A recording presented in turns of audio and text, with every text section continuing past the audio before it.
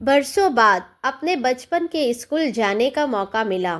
BEd के प्रशिक्षणार्थियों ने प्रैक्टिकल लेना था। 30 विद्यार्थियों का शेड्यूल बनाया।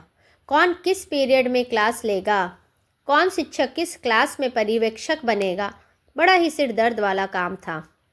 लगातार काम करते हुए मैं बुरी तरह से थक गई। स्टाफ रूम में जाकर कुर्सी के पीछे सिरहाने से सिर टिकाकर बैठ गई। एक कप चाय की तलब हुई तो स्टाफ हेल्पर को बुलाकर पूर्ववत अवस्था में बैठ गई। मन भारी हो गया था। एक तो बचपन का पुराना गलियारा, जहाँ जीवन जीने के सबक सीखने की शुरुआत हुई थी। मैं खुद को भावुक होने से रोक नहीं पा रही थी। वहीं कोई और भी था जो अनवरत याद आ रहा था, जिसके कारण मेरी आंखें बार बार नम हुई जा रही थी। मैं बमुश्किल से जज्ब किए हुए थी। 30 साल पहले का समय चलचित्र की भांति मेरे सामने आ खड़ा हुआ। पापा का स्थानांतरण इस शहर में हुआ था। बीच सेशन में मैंने इस स्कूल में एडमिशन लिया। पहला दिन कुछ सकुचाया सा, कुछ घबराया सा था। बैग, पानी की बोतल संभालती हुई मैं क्लास में एंटर हुई। घबराहट में जाने कैसे पैर फिसल गया और मैं धड़ाम से गिर गई। बोतल दूर जाकर गिरी और बैग कंधे से उतरकर सिर के ऊपर झूल गया। पूरी क्लास के सामने गिरने से मैं शर्म से पानी पानी हो गई। चोट कहाँ लगी, इसका होश कहाँ था। मे आई हेल्प यू मुस्कुराते हुए एक चेहरे ने अपना हाथ आगे बढ़ाया। मासूम सा चेहरा, काली आंखें और खिलती मुस्कान से यह मेरा पहला परिचय था। उसकी मुलायम हथेलियां ने मुझे थाम कर उठा दिया। वो पहला स्पर्श, वो नज़रें, वो पल आज भी मेरी आंखों में ज्यों की त्यों कैद है, जिसे मैं स्मृतियों में देख तो सकती हूँ मगर दोहरा नहीं सकती। तुम मेरे लिए अधूरे ख्वाब की तरह हमेशा मेरे साथ रहते हो। ज़रूरी नहीं कि हर ख्वाब मुकम्मल हो जाए। कुछ ख्वाबों की किस्मत में अधूरा रह जाना ही लिखा होता है।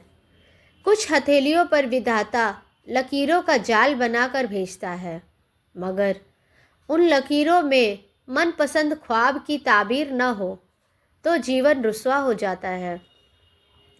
हाथों की लकीरें बेमानी हो जाती है और हथेलियां खाली रह जाती हैं। उस दिन के बाद मैं तुम्हारी मुरीद हो गई थी। सोते जागते तुम्हारा ख्याल रहता। 10वीं के बाद मैंने बाकी क्लासेस उसी स्कूल से पास आउट की। फैकल्टी अलग होने के बावजूद हम दोनों की यदा कदा बातचीत हो जाती थी। आते जाते जब भी नज़रें मिलती, होठों पर मुस्कान आ जाती। मेरा प्रेम तुम्हारे प्रति बढ़ता जा रहा था, लेकिन तुम्हारे दिल में क्या चल रहा है, इस बात से मैं अभी तक अनभिज्ञ थी। मैं अपने सारे राज अपनी सहेली जैसी दीदी से शेयर करती थी। एक दिन उन्होंने कहा, तू जिसके सपनों में दिन रात खोई रहती है, जिसके लिए अपने आप को जाया कर रही है, एक बार उससे पूछ कर तो देख, तू उसकी मोहब्बत है भी या नहीं। दीदी की बात सुनकर झटका लगा। 12वीं की फेयरवेल के दिन मैंने तुमसे अपना हाले दिल बयां कर दिया। तुम सब शांति से सुनते रहे। तुम्हारे चेहरे पर चुप्पी थी, लेकिन तुम्हारे चेहरे पर भाव आ जा रहे थे, जिससे मुझसे घबराहट हो रही थी। मैंने तुम्हें एक सहपाठी से ज़्यादा कुछ नहीं समझा। मेरे मन में तुम्हारे लिए कुछ भी नहीं है। यह सुनते ही मेरा दिल टूट गया। तुम तो मुझे दोस्त भी नहीं मानते। इसे करना तो दूर की बात थी। उस दिन से हम दोनों की राहें हमेशा के लिए अलग हो गई। तुम मेरे जीवन में ना होकर भी हमेशा मेरी स्मृतियों में रहे। मैं तुम्हें भूल नहीं पाई, या ये कहूँ कि मैंने तुम्हें भुलाने की कोशिश ही नहीं की। जिंदगी की लय में तुम जब तब याद आते रहे हो। मुझे तुमसे कोई गिला नहीं है। तुम अपनी तरफ से साफ थे। यह तो मेरे ही दिल का कसूर था जो बिना सोचे समझे तुमसे इश्क कर बैठा। मेरा इश्क अबूझ पहेली जैसा, जिसे मैं खुद ही न सुलझा सकी। उलझे धागों की गांठ जैसी मैं न खुल सकी, न बंधी रह सकी। तुम जहाँ भी रहो खुश रहो दोस्त। तुम्हारी यह सपाटी तुम्हारी खुशियों के लिए हमेशा प्रार्थना करती रहेगी। पहला प्यार एक उम्र का सफ़र तय करने के बाद जब पीछे मुड़कर बहुत पुरानी किसी उम्र की गलियों में मन यादों के खाक में ढूंढता है, तो पहला प्यार अक्सर किसी पुरानी डायरी के पन्नों के बीच दबे हुए गुलाब के फूल के रूप में, मन के कोने में रिश्ते हुए घाव के रूप में, या बहुत जतन के दबाकर सबकी नज़रों से छुपाकर रखे गए पत्र के रूप में बचा रह जाता है।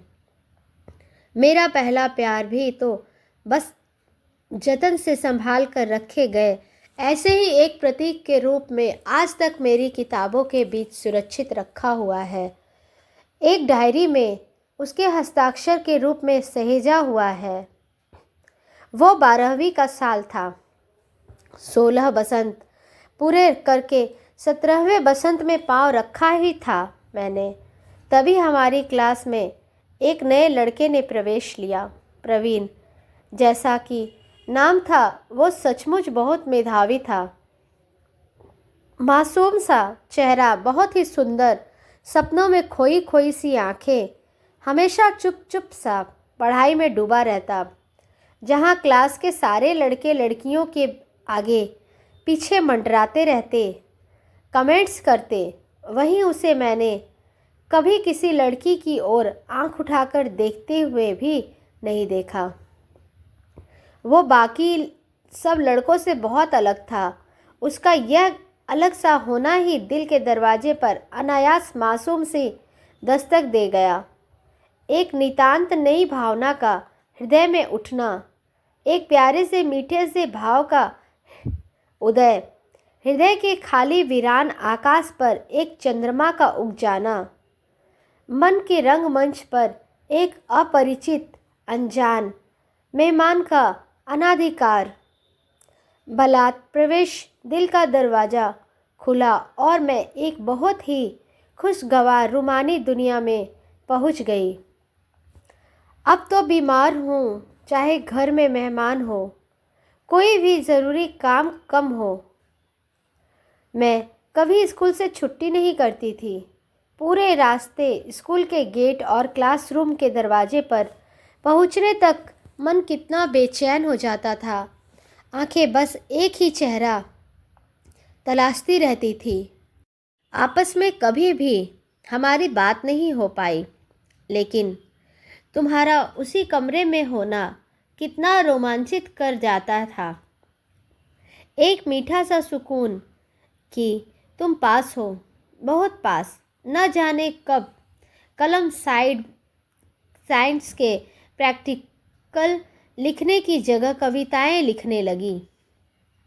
मासूम दिल की मासूम सी चाहते और उन सारी चाहतों ख्वाहिशों का एक एक कर कागज़ पर उतरना, और कब सिर्फ उसे देखते रहने की सुकून में ही पूरा साल निकल गया।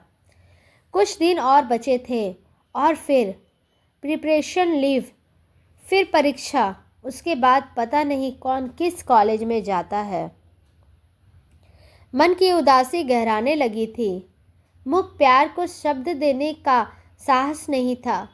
तब परीक्षा के लिए क्लासेस बंद होने के एक दिन पहले अपने सभी सहपाठियों के लिए हाथ से ग्रीटिंग बनाए और प्रवीण के लिए खास लाल गुलाब वाला कार्ड बनाया। अपनी ऑटोग्राफ डायरी साथ ले गई और सभी लोगों के ऑटोग्राफ लिए।